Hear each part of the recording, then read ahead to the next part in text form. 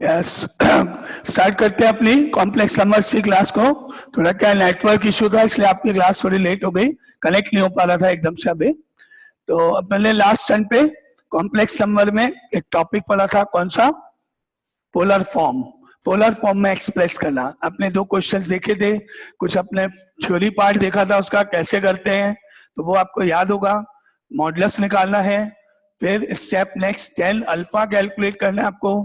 पहले modulus calculate होगा, फिर टेन अल्फा कैलकुलेट होगा। टेन अल्फा कैलकुलेट करने के बाद आपको एक्स और वाई के बारे में डिसाइड करना है, पॉजिटिव नेगेटिव देखना है, कौन से क्वाड्रेंट में ये डिसाइड करना है। मैंने आपको बताया था फर्स्ट क्वाड्रेंट में तो theta is equal to alpha, second quadrant में pi minus alpha, third quadrant में माइनस बाहर ब्रैकेट में pi minus alpha, fourth quadrant में माइनस अल्फा ओनली। इस तरह से आपको पहले बताया था ना। तो कुछ और क्वेश्चंस अब अपन पोलर फॉर्म पे अप्लाई करते हैं।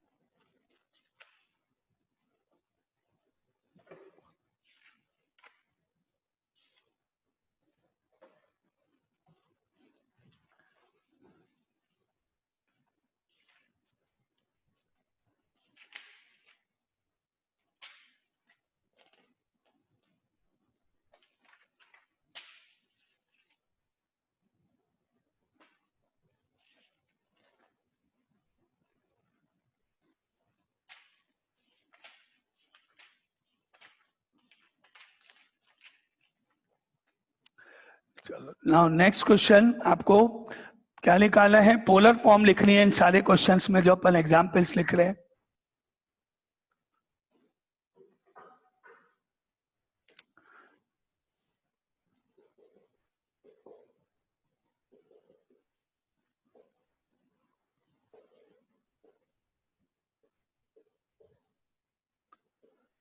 express in polar form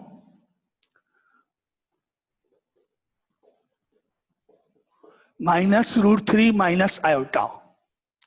इसको पोलर फॉर्म में आपको एक्सप्रेस करना है। तो आपको मालूम है स्टेप वन, पहले अपन मॉडुलस कैलकुलेट करेंगे, मॉडुलस ऑफ जेड, फिर टेन अल्फा, फिर उसके बाद उसके न्यूमेरिकल वैल्यू से अल्फा, फिर कोऑर्डिनेट्स डिसाइड करेंगे, उसके अकॉर्डिंग थीटा कैलकुलेट करेंगे, फिर पोलर फॉर्म का फॉर्मूला लगा के आर की वैल्यू, मॉडुलस की वैल्यू और थीटा प्लेस कर देंगे ना। तो अब देखो, because we know that modulus of z is equal to root of real number minus √3 का स्क्वायर प्लस इमेजिनरी पार्ट -1 का square. Now therefore modulus of z is equal to root of -√3 का square 3, -1 का square 4 and answer is 2। ये आ गया आपका r की value, modulus of z हो गया आपका। ठीक है, अब अपने को निकाला है tan alpha. Formula tan alpha is equal to imaginary part of z divided by real part of z modulus पहले। तो therefore tan alpha is equal to हो गया, इमेजिनरी पार्ट आपका है -1, रियल पार्ट है -√3, -1 अपॉन -√3 मॉडुलस। तो numerically minus minus plus होके 1/√3। Tan alpha अगर 1/√3 है तो अल्फा की वैल्यू हो गई π/6 30 डिग्री। ठीक है, यहां तक क्लियर? कोई डाउट किसी को? Modulus clear, alpha clear. अब अपन देखते हैं कि ये कौन से क्वाड्रेंट में लाई करेगा। फर्स्ट नंबर रियल पार्ट -√3 है, ये x से अगर अपन डिनोट करें, ये रियल पार्ट देखें नेगेटिव है, इमेजिनरी पार्ट देखोगे -1 है, अगेन नेगेटिव है, तो real part less than equal to 0 है, इमेजिनरी पार्ट लेस देन 0 है, दोनों नेगेटिव है। तो क्वाड्रेंट डिसाइड करेंगे आप इससे, क्या लिखोगे? Now because real part of z is less than 0 negative and imaginary part of z is less than 0 negative, तो देयरफॉर कौन सा quadrant? Theta lies in third quadrant, theta lies in third quadrant. अब आपको ये ध्यान करना है, मैंने आपको लिखाए थे क्वाड्रेंट्स पे कि किस क्वाड्रेंट में थीटा की वैल्यू अल्फा से किस तरह से रिलेटेड होगी। Now therefore in the third quadrant theta is equal to minus bracket में पाई माइनस अल्फा। क्या लिखोगे आप? Therefore theta is equal to minus of pi minus alpha. Therefore theta is equal to minus of pi minus pi by 6। Alpha की value रख दी आपने और पाई में से पाई बाई 6 को सब्ट्रैक्ट करो तो theta is equal to minus of 5 pi by 6। ये आपकी थीटा की वैल्यू हो गई। नाउ अगेन एनी डाउट यहां तक? Any doubt? क्लियर? नाउ अब आपको आगे पोलर फॉर्म का फॉर्मूला लिखना है। Polar form is Z is equal to R cos theta plus iota sine theta. Formula लिखेंगे। R की वैल्यू मॉडुलस की वैल्यू आपने निकाली थी 2, R की जगह 2 लिख दो तो आपका आंसर हुआ Z is equal to 2 cos minus 5 by 6, 5 pi by 6 plus iota sine minus 5 pi by 6। अब ट्रिग्नोमेट्री में दो फॉर्मूलेज यहाँ हैं, वो आपको यूज करने हैं डायरेक्टली अभी। एक होता है कॉस के लिए minus theta, cos of minus theta. हम ये मान के चलते हैं कि थीटा जो एंगल होगा वो गिवन नहीं होगा, हम ये मान के चलते हैं माइनस थीटा मतलब यहां से नीचे फोर्थ में जाना हो। Minus theta is fourth quadrant का पार्ट माना जाता है क्योंकि थीटा की वैल्यू आपको मालूम नहीं है कहाँ होगा। ये मानते हैं कि 90 से कम है और फोर्थ क्वाड्रेंट में कॉस वाला पार्ट पॉजिटिव होता है, आपको मालूम है। तो इसीलिए कॉस ऑफ माइनस थीटा हमेशा कॉस थीटा होगा और sine of minus theta minus sine theta होता है। ये दो ट्रिग्नोमेट्री के फॉर्मूले। कॉस के अंदर अगर एंगल में माइनस आएगा तो उसको बाहर नहीं लिख के माइनस हटा देंगे। कॉस ऑफ माइनस थीटा या कॉस थीटा दोनों की वैल्यू सेम होती है क्योंकि माइनस थीटा को हम कहा मानते हैं कि वो फोर्थ क्वाड्रेंट में लाई करता है। हो सकता है थीटा की वैल्यू 90 से ज्यादा हो, वो नहीं कह रहा, लेकिन जब तक थीटा की वैल्यू गिवन ही नहीं है तो आपको कुछ नहीं, तो एक रूल बना दिया पहले फॉर्मूला कि ये होगा, आगे फर्दर बाद में। तो अगर अपन इस वाले पार्ट को देखें तो ये कॉस ऑफ माइनस थीटा की फॉर्म में है, इसलिए ये तो सिंपली कॉस 5 पाई बाय 6 हो जाएगा। और इस वाले को देखें तो ये इस फॉर्म में है तो माइनस आपका यहां से बाहर आ जाएगा। ठीक है, तो आप इसको फर्दर एक स्टेप और करोगे। क्या लिखोगे इसको? Z is equal to 2 bracket में कॉस माइनस नहीं लिखना है 5 पाई बाय 6, ये माइनस बाहर minus iota sign 5 pi by 6 और ये आपका इस क्वेश्चन का आंसर। ये पोलर फॉर्म वो कॉस माइनस थीटा और वो ट्रिग्नोमेट्री के फॉर्मूले जो मैंने आपको लिखा। अब आपको कोई डाउट है इसमें तो आप बोलो। क्लियर? पोलर फॉर्म चेंज करना बस। अब सारे एक ही पैटर्न के क्वेश्चन है, एक बार आपको पैटर्न, एक बार मेथड, स्टेप्स आ जाए फिर कोई दिक्कत नहीं, फिर तो सारे क्वेश्चंस आपको आ जाएंगे। यस सर, एक बार ये साइन कैसे हटा, एक बार ये मतलब ये दो फॉर्मुलेज हैं, आइडेंटिटीज हैं ट्रिग्नोमेट्री की, बस वो याद रखो। Cos of minus theta cos theta के इक्वल होगा and sine of minus theta minus sine theta के इक्वल। ये दो फॉर्मुलेज हैं ट्रिग्नोमेट्री के। तो ये आप पढ़ो कॉस माइनस थीटा है, आंसर कॉस थीटा होगा। ये पढ़ो साइन माइनस थीटा है, sine minus theta minus sine theta के इक्वल। ये जो दो नीचे फॉर्मुलेज हैं इनको अगर मैंने यहाँ अप्लाई किया तो मुझे आगे क्या मिला? Z is equal to 2 bracket में कॉस, इस फॉर्मूले में देखो माइनस हट गया है तो कॉस के साथ माइनस है वो हट गया। इधर देखो साइन में माइनस साइन बाहर आ गया, यहां से माइनस यहां आ गया, minus iota sign 5 pi by 6 बन गया। ये आपका क्वेश्चन का आंसर, ये फॉर्म। अब कोई डाउट? सर यस सर ये थीटा की वैल्यू समझ नहीं आई, कैसे आई? थीटा की वैल्यू कैसे आई?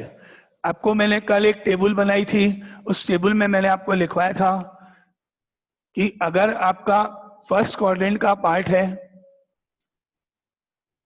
तो फर्स्ट क्वाड्रेंट में थीटा अल्फा के इक्वल होगा, सेकंड क्वाड्रेंट में एंगल जाएगा तो सेकंड क्वाड्रेंट में आपको मैंने बताया था थीटा की वैल्यू पाई माइनस अल्फा होगी। थर्ड क्वाड्रेंट में आपको लिखवाया था कि थीटा की value minus of pi minus alpha होगी, और फोर्थ क्वाड्रेंट में आपको बताया था फोर्थ क्वाड्रेंट में थीटा की वैल्यू माइनस अल्फा होगी। ये आपको कल एक टेबल में उसमें लिखवाया था पहले, क्योंकि आपने देखा था हाफ यहां जाएंगे और हाफ अपन नीचे से जाएंगे, जब नीचे जाएंगे तो माइनस बार लगेगा, इसलिए इन दोनों में माइनस बार है। अब आपने इस क्वेश्चन में देखा कि आपने देखा कि -√3 माइनस आयोटा था, तो आपने क्या देखा, real part of Z less than 0 है, इमेजनरी पार्ट ऑफ जेड वो भी लेस देन 0 है, दोनों नेगेटिव है। आपको मालूम है दोनों नेगेटिव थर्ड में होता है, तो आपने बोला theta lies in third quadrant. और अब थर्ड क्वाड्रेंट में क्या रूल है, थर्ड क्वाड्रेंट के लिए फॉर्मूला क्या है थीटा निकालने का, theta equal to minus of pi minus alpha. Formula है, अल्फा आप ऑलरेडी निकाल चुके हो, पाई/6 था, तो आपने यहाँ वैल्यू रख दी माइनस ऑफ पाई माइनस पाई/6, अल्फा की वैल्यू रख दी और सब्ट्रैक्ट कर दिया तो थीटा की वैल्यू हो गई माइनस ऑफ पाई/6। इस तरह से थीटा कैलकुलेट हुआ। ठीक है, नाउ अगेन एनी डाउट? और कुछ किसी को पूछना है? क्लियर? चलो तो आगे नेक्स्ट क्वेश्चन पोलर फॉर्म में अगेन वापस चेंज करते हैं और कुछ क्वेश्चन देखते हैं।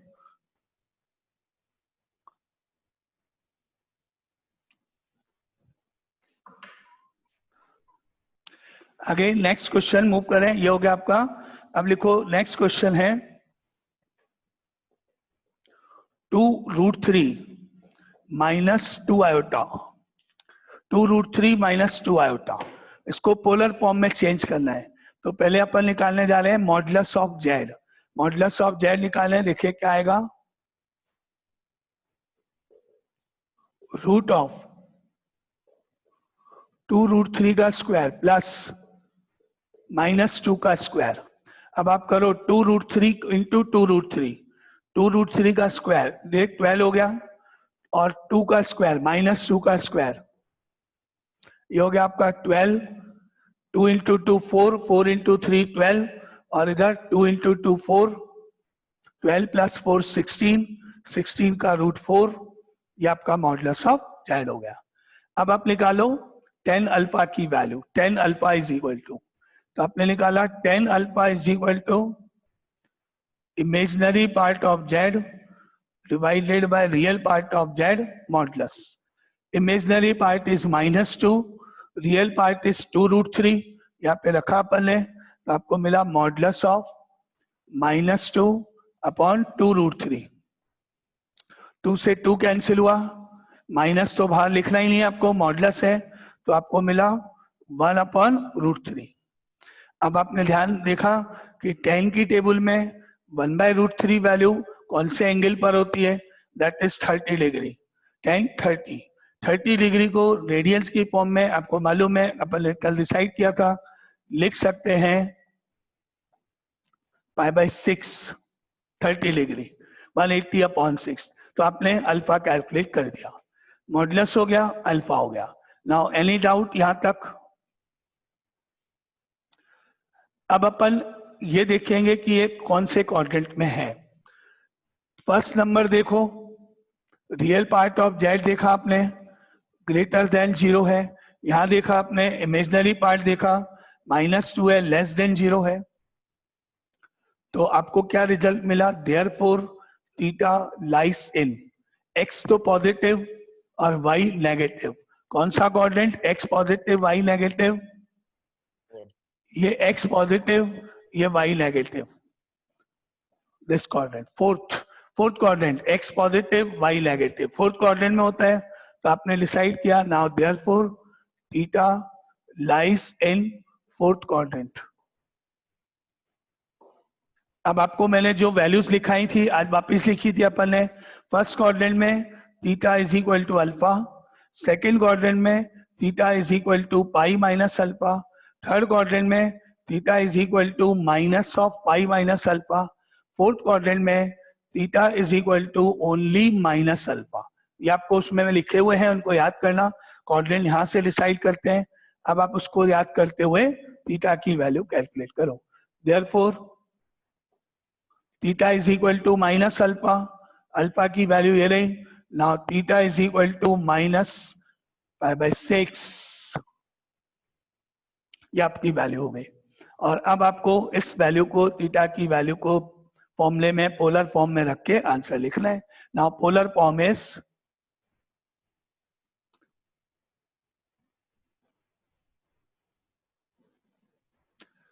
z is equal to r cos theta plus iota sin theta formula. Now z equal to modulus is 4 bracket में cos minus pi by 6 plus iota sin minus pi by 6, ये value आपने place करी। अब आपको मैंने आज दो चीजें बताई, cos और sin से रिलेटेड दो फॉर्मूले बताए। क्या? we know that cos of minus theta is equal to cos theta and sin of minus theta is equal to minus sin theta। ये पार्ट दो आपने सीखे आज। तो आपको मालूम है cos of minus theta, इसको पढ़ोगे cos theta ही होगा, माइनस बाहर नहीं लिखोगे। इसको sin of minus theta पढ़ोगे, माइनस बाहर लिखोगे। तो आपको क्या मिलेगा इसका next step? Now z is equal to 4 minus sine हट जाएगा, केवल cos पाई बाई 6 हो गया। फिर ये माइनस साइन यहां से यहां गया, यहां माइनस हो गया और आपको मिला आयोटा साइन पाई बाई 6। ये इस क्वेश्चन का आंसर, ये मेथड है। नाउ अगेन एनी डाउट किसी भी स्टेप में था बोलो। मॉडुलस, टेन अल्फा, क्वाड्रेंट्स, फिर थीटा, फिर उस थीटा को प्लेस करके अगर माइनस है तो ट्रिग्नोमेट्री के दो में फॉर्मूले लगाएंगे, कॉस में माइनस बाहर नहीं आएगा, साइन में बाहर माइनस, ये स्टेप्स है। बस ये एक तरह से परफॉर्मा है, स्टेप्स है। Modulus Z is equal to fill in the blank, वो निकालो। Step 2 tan alpha equal to fill in the blank and alpha equal to third quadrant decide करें। Fourth theta is equal to according to quadrant. Fifth polar form. ये आपके particular हर question में steps है। ठीक है, आगे चलें। इसमें कोई doubt?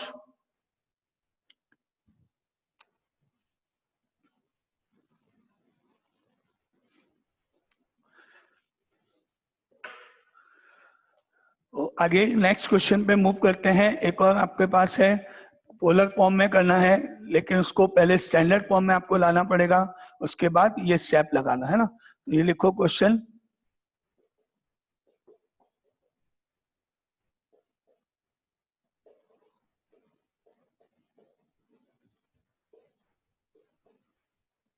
Express in polar form 1 plus iota upon 1 minus iota. तो इसको पहले रैशनलाइज करो, स्टैंडर्ड फॉर्म में लेके आओगे पहले। जब ये स्टैंडर्ड फॉर्म में आएगा तो आपने जो अब तक पढ़ा वो अब सब अप्लाई करके पोलर फॉर्म में लाना, और जिसका आंसर आए वो आंसर मेरे को बताओ, देखें कौन सही करता है।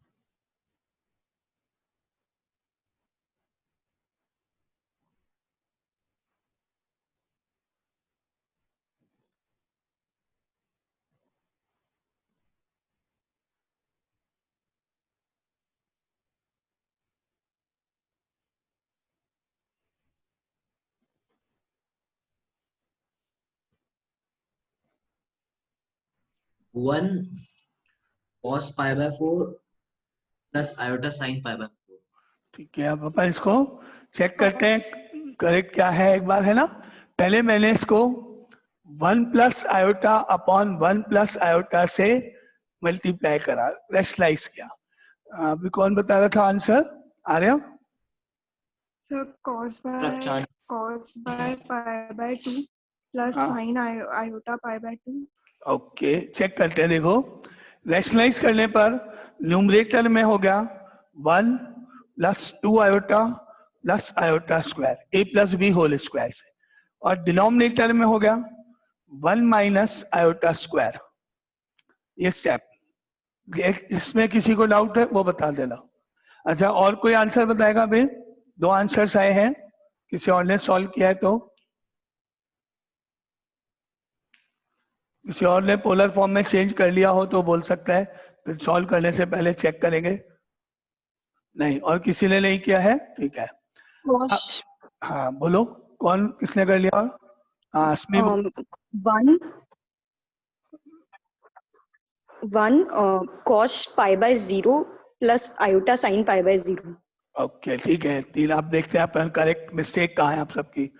अब आयोटा स्क्वायर की जगह पर वैल्यू हम प्लेस करेंगे -1। You know that iota square equal to -1। तो आयोटा स्क्वायर की वैल्यू जब आप -1 रख दोगे तो 1 प्लस 2 आयोटा -1 हो गया, और डिवाइडेड बाय नीचे भी ऐसे ही 1 माइनस की जगह +1 हो गया आयोटा स्क्वायर की वैल्यू रखने पर। अब आपको मालूम है 1 से 1 कैंसिल हो जाएगा, तो आपको पास अब क्या बचा? 2 आयोटा अपॉन 2 बच गया। 2 आयोटा अपॉन 2 बच गया। आपको मालूम है 2 से 2 कट जाएगा, तो आपका आंसर केवल आयोटा रह जाएगा।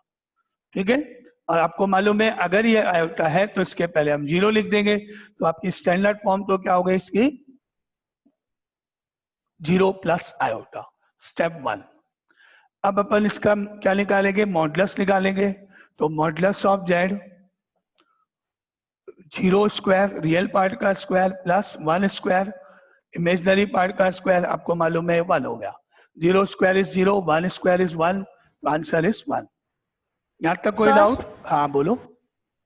Sir 1 bracket cos pi by 4 plus iota sin pi by 4। Okay, ठीक है। तुम आप देखना अभी, है ना, चेक कर रहे हैं। तो यहाँ तक आप में से किसी को कोई डाउट है? 2 स्टेप में रैशनलाइज करने में कोई चीज समझ में नहीं आई, और स्टैंडर्ड फॉर्म में लाने में, या फिर मॉडुलस निकालने में। ओके, अब अपन जा रहे हैं 10 अल्फा कैलकुलेट करने। Now 10 alpha is equal to imaginary part of Z real part of Z modulus, that is equal to imaginary part है आपका 1, कोफिशिएंट ऑफ आयोटा 1 है, तो इमेजिनरी पार्ट 1 है, और रियल पार्ट आपका है 0। इमेजिनरी पार्ट 1 है, रियल पार्ट 0 है, वो यहाँ आपने प्लेस किया, तो आपको मिला 1 imaginary part, 0 real part, modulus. तो 1/0 इज नॉट डिफाइंड या इनफाइनाइट, कुछ भी आप बोल सकते हो। और आपको मालूम है 10 की टेबल में 1/0 या नॉट डिफाइंड कौन से एंगल पर होता है? 90। तो इसीलिए थोड़ा करेक्शन करो, π/4 रॉन्ग है, π/2 इज करेक्ट। अल्फा की वैल्यू करेक्ट जो है वो π/2 है। π/4 आप चेक करना आपने कहाँ मिस्टेक करी है। आपको डाउट है पूछ लेना, लेकिन अगर आपको मिस्टेक मालूम पड़ी तो वो देख लेना। मुझे लगता है आपने 0 अपॉन में हटा दिया, 1 मान लिया, तो 1 मान लिया तो वो रॉन्ग है। 1/0 इज नॉट डिफाइंड। तो यहां से मुझे अल्फा की वैल्यू मिलेगी π/2। Now any doubt? यहां तक कोई डाउट किसी को अल्फा निकालने तक? अब मुझे ये डिसाइड करना है कि ये कौन से क्वाड्रेंट में है। मेरे पास क्वेश्चन था 0 प्लस आयोटा, 0 प्लस आयोटा। अब जो रियल पार्ट है वो तो 0 है। अब 0 के पहले आप प्लस अप्लाई करो या माइनस अप्लाई करो, कोई फर्क नहीं पड़ता। 0 के आगे +0 बोलो चाहे -0 बोलो, कोई दिक्कत नहीं है। यानी उस रियल पार्ट के साइन की तो कोई वैल्यू है ही नहीं, रियल पार्ट का साइन तो मेरे को चेक करने की जरूरत ही नहीं। इमेजनरी पार्ट था आयोटा, इसका कोफिशिएंट था +1, यानी इमेजनरी पार्ट ऑफ जेड जो है वो पॉजिटिव है, imaginary part of Z is positive. Real part मुझे चेक करने की जरूरत नहीं है, ग्रेटर देन 0 पॉजिटिव है। अब आप क्वाड्रेंट्स में ये देखोगे कि जो इमेजनरी पार्ट यानी y की वैल्यू है, यानी ये एक्सेस, ये पॉजिटिव y एक्सेस इन दो क्वाड्रेंट्स में होता है, फर्स्ट भी सही है सेकंड भी सही है। तो जो भी क्वाड्रेंट पहले आएगा, फर्स्ट पहले आएगा सेकंड बाद में आएगा, तो हम फर्स्ट में ले लेंगे इन ऑर्डर 1 2 3 4, ये अपना ऑर्डर चल रहा है। तो 1 और 2 का ऑर्डर तो आपको मैंने बताया, ऐसे जाओगे 1 और 2, फर्स्ट पहले सेकंड बाद में। थर्ड फोर्थ का मैंने आपको बोला ऐसे जाओगे, फोर्थ पहले थर्ड बाद में, यो जाओगे। तो जो क्वाड्रेंट पहले आएगा उसको प्रेफर करो, बस। आपने फर्स्ट सेकंड में मूवमेंट किया 1 और 2, फर्स्ट पहले आया फर्स्ट क्वाड्रेंट। अगर आपका नीचे गए तो फोर्थ पहले आया फोर्थ क्वाड्रेंट, क्योंकि इसमें दो इन्वॉल्वमेंट है, +0 भी सही है -0 भी सही है। पॉजिटिव एक्स एक्सिस आपने यूज करी तो ये क्वाड्रेंट हुआ, नेगेटिव यूज करी तो ये क्वाड्रेंट हुआ, क्योंकि y पॉजिटिव है। तो आपको रियल पार्ट से मतलब नहीं है, आपको जब केवल एक ही पार्ट होगा तो दोनों दो क्वाड्रेंट्स मिलेंगे, उनमें से आपको एक क्वाड्रेंट चूज करना है, कौन से, जो पहले आ जाएगा, जो आपके ऑर्डर में मूवमेंट में पहले आ जाएगा। तो फाइनली मैं आपको लिख रहा हूं, अगर आपको नहीं समझ में आए तो बोल देना। Imaginary of part of Z आपने देखा 1 था, ग्रेटर देन 0, तो that implies theta lies in first quadrant. ये आपका decision. Now again any doubt? नहीं? तो देयरफॉर सर, तो इसके अंदर सर दो केस नहीं बन सकते क्या? क्यों बनाएंगे दो केस? सर देखो, फर्स्ट क्वाड्रेंट और सेकंड क्वाड्रेंट, तो सर इसका आंसर चेंज हो जाएगा। कैसे हो जाएगा? आपने मुझे बोला कि theta lies in first quadrant और theta lies in second quadrant,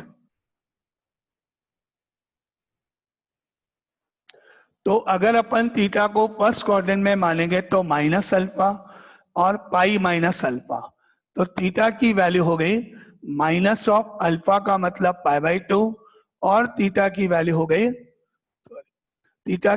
गई अल्फा और पाई -α। फर्स्ट क्वाड्रेंट में अल्फा, आपने अल्फा की वैल्यू रखी π/2, और यहां अगर आपने वैल्यू रखी पाई -π/2 तो भी π/2 ही आएगा। दो बार करने का मतलब ही नहीं है, दो बार क्यों करें, आएगा तो वही। क्योंकि मैंने अभी जब डायग्राम बनाया, आपने चेक किया तो आपकी ये लाइन थी कॉमन लाइन, ये वाली पार्ट, ये लाइन दोनों ही क्वाड्रेंट का कॉमन पार्ट है। फर्स्ट में भी काउंट कर सकते हो इस लाइन को, सेकंड में भी काउंट नहीं। आप बनाओगे दो केस आपके सामने, आंसर में दो आ ही नहीं सकते, आंसर तो एक ही होगा, एक ही आंसर निकलेगा। कौन सा? जो आपके सामने, दो तो पॉसिबल ही नहीं है। और π/2 तो तभी आएगा, या एक आंसर तो तभी आएगा जब आपका रियल पार्ट या इमेजनरी पार्ट 0 होगा। ये सिचुएशन तो तभी होगी, अदरवाइज तो क्वाड्रेंट क्लियर हो जाएगा। दो क्वाड्रेंट्स इन्वॉल्व कब होंगे? जब या तो रियल पार्ट 0 या इमेजनरी पार्ट 0। रियल पार्ट 0 होगा, जैसे आपने यहाँ देखा, तो दो क्वाड्रेंट्स इन्वॉल्व होंगे। इमेजनरी पार्ट 0 होगा तो भी दो क्वाड्रेंट इन्वॉल्व होंगे, लेकिन दोनों में आपको आंसर वैल्यू सेम ही मिलेंगे आप सामने आपके ना। तो अब आपको ये तो मालूम हो गया कि दो केस बनाने की जरूरत नहीं है, कोई सा भी एक स्टेप, फर्स्ट या सेकंड। इसलिए मैंने बोला जो क्वाड्रेंट पहले आ जाए उसको ले लो आप। फर्स्ट पहले आ गया, आप फर्स्ट ले लो, काम खत्म वहीं पे अपना, है ना। तो अपन आगे चले, ये हटा देते हैं वापस। Theta lies in first quadrant decide किया अपन ने, therefore theta is equal to alpha, therefore theta is equal to π/2। अब बोलो यहां तक कोई डाउट? एक बार नहीं, सबको क्लियर यहां तक कोई डाउट? अब आंसर लास्ट, पोलर फॉर्म करके वैल्यू रख के answer. Therefore polar form is z is equal to r bracket cos theta plus iota sin theta. Now therefore z is equal to r की value 1 थी, cos π/2 plus iota sin π/2, ये answer. Modulus 1 था, इसलिए bracket के बाद 1 लिखने की कोई जरूरत नहीं है, 1 लिखना नहीं लिखना एक ही बात है, आपको मालूम है। अब फाइनल कंप्लीट है। अब आप पूरे स्टेप्स में एक बार फिर से, कोई किसी को कोई स्टेप नहीं समझ में आया तो क्लियर। आगे चलें, next question.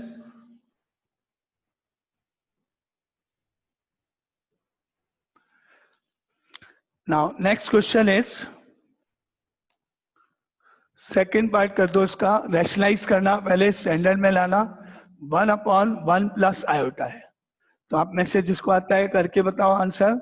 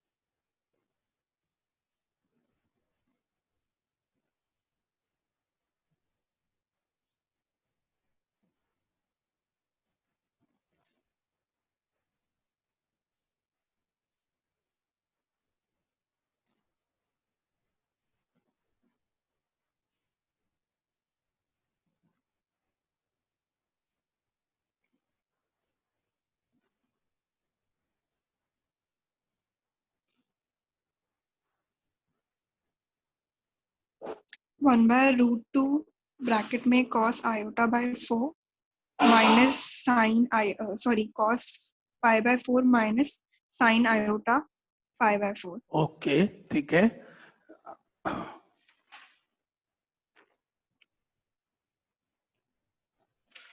Yes, sir. Same. Yes, correct answer आपका 1/√2 ब्रैकेट में cos pi by 4 minus iota sine pi by 4। ये आपका आंसर जिसने निकाला है, अगर ये तो सही है। और मेथड रैशनलाइज, पहले 1 माइनस आयोटा से multiply and divide, numerator 1 minus iota हो गया, डिनोमिनेटर में आइडेंटिटी लगाने पर 1 माइनस आयोटा स्क्वायर हो गया। अब डिनोमिनेटर में आयोटा स्क्वायर की जगह -1 रखने पर 1 माइनस आयोटा अपॉन 1 प्लस 1 हो जाएगा, और 1 प्लस 1 मतलब 2, तो आपको मिल गया 1 माइनस आयोटा अपॉन 2। अब इस 2 को अलग अलग करके लिखोगे जिससे कि स्टैंडर्ड फॉर्म आ जाएगी 1/2 माइनस 1/2 आयोटा, ये स्टैंडर्ड फॉर्म। अब आप इसका मॉडुलस निकालोगे, modulus of Z, root of real part का स्क्वायर प्लस इमेजिनरी पार्ट का square, that is root of 1/4 plus 1/4। 4 LCM add करके 2/4, 2/4 मतलब 1/2, तो ये आपका हो गया 1/√2। मॉडुलस आ गया, ठीक है। अब अपन निकालेंगे tan alpha, imaginary part of z divided by real part of z। तो इमेजिनरी पार्ट ऑफ z तो -1/2 है, रियल पार्ट +1/2 है, मॉडुलस तो न्यूमेरिकल तो 1 हो गया, हाफ हाफ कट गया, माइनस बाहर नहीं आएगा, तो ये इक्वल टू 1 हो गया। और आपको मालूम है 1 10 की टेबल में 45 पर है, therefore alpha is equal to 45 degree π/4। ठीक है। अब अपन कोऑर्डिनेट डिसाइड करने जा रहे हैं, कौन सा कोऑर्डिनेट होगा, पॉजिटिव नेगेटिव देख के। आपने देखा ये पॉजिटिव है, ये नेगेटिव है, यानी कि रियल पार्ट तो पॉजिटिव है, real part of z is greater than 0, imaginary part of z is less than 0, तो therefore theta lies in theta lies in real part, X तो positive Y negative, X positive Y negative, fourth quadrant theta lies in fourth quadrant के अंदर आपका formula क्या है, therefore theta is equal to minus alpha, that implies theta equal to minus of pi by 4, ये आपका theta की value हो गई। और अब आप answer polar form is, formula लिख के वैल्यूज डालेंगे, polar form is Z is equal to R bracket cos theta plus iota sine theta. तो R की वैल्यू आपने निकाली थी कितनी, 1/√2, तो 1/√2 लिख देंगे वहां, with in bracket cos minus pi by 4 plus iota sine minus pi by 4।